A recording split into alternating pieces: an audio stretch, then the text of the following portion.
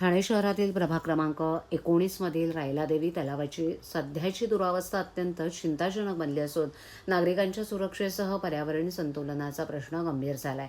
MMRDAच्या माध्यमातून नुकताच तलाव सुशोभीकरणाचा पहिला टप्पा पूर्ण करण्यात आला असला तरी त्या कामाची योग्य देखभाल आणि संरक्षण होत नसल्यामुळे मोठ्या प्रमाणावर हानी होते. रायलादेवी तलावाच्या दुरावस्थेबाबत तातडीनं उपाययोजना करा अशी मागणी नगरसेवक विकास रेपाळे आणि नगरसेविका नम्रता भोसले जाधव यांनी पालिकेला पत्र देऊन केलं आहे. रायलादेवी तलाव परिसरात सुरक्षा रक्षक आणि देखभाल कर्मचारी नसल्यामुळे तिथे दारुडे आणि नशेखोरांचा अड्डा निर्माण झालाय. त्यामुळे कायदा आणि सुव्यवस्थेचा प्रश्न निर्माण होऊन स्थानिक नागरिकांमध्ये भीतीचं वातावरण पसरलंय.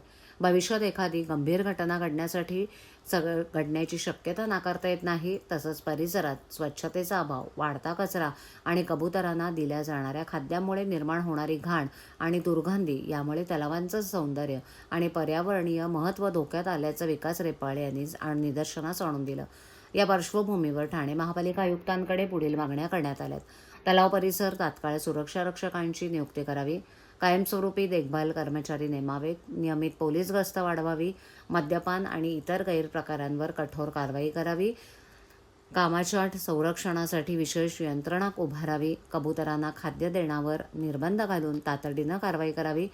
नगरसेवक विकास रेपाळे आणि नगरसेविका नम्रता भोसले जाधव यांनी प्रशासनाला या गंभीर विषयाची तात्काळ दखल घेऊन आवश्यक ती कारवाई करण्याचं आवाहन केलं आहे.